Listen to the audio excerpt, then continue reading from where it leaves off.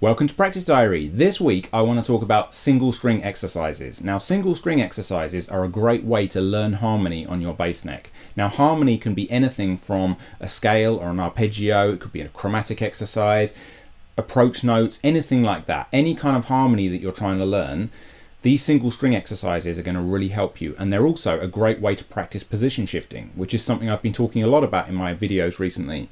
So let me explain what I'm talking about. Let's say, for example, I'm practicing a G major scale. If I'm practicing a G major scale, I'm not just going to practice like this. Okay, what I'm going to do is I'm going to try and learn that harmony. I'm going to learn where that scale fits in all the way over my fretboard, all the way up and down. Now, there's a couple of different ways you can do that. You could take a modal approach, which would be to learn all of the modes of the G major scale and effectively learn all the different positions where you can play those notes all the way up the neck. Now, that is a good way of practicing it, but another good way of practicing it is these single string exercises, which is where you work on just one string and you play all of the notes from your scale or from your harmony, whatever it is, on a single string. So here's a G major scale played just on the first string.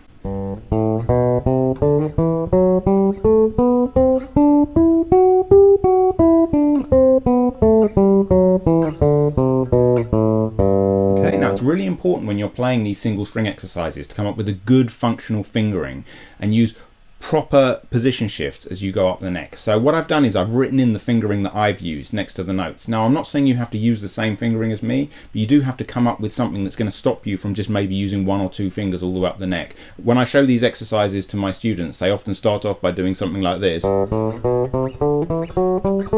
which is obviously, you know, that's not a great position shifting. So if you're going to make the position shifts really good, you need to be using all four fingers and making proper shifts of position when you come to that point. So once you've done that on one string, you can do it on all the strings, and you can effectively then learn how this harmony fits all the way up and down your fingerboard. So here's how the same thing, here's a G major scale but played on the second string rather than the first string.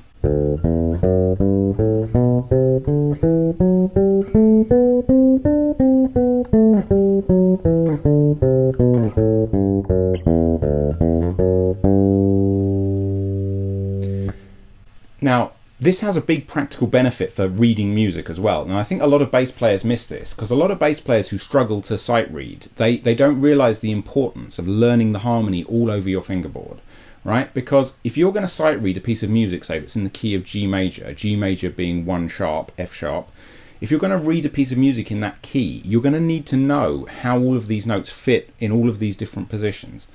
And without that information, it's very, very difficult to read music fluently. So that's why it's so important when you're practicing harmony to really practice it all the way up and down your neck.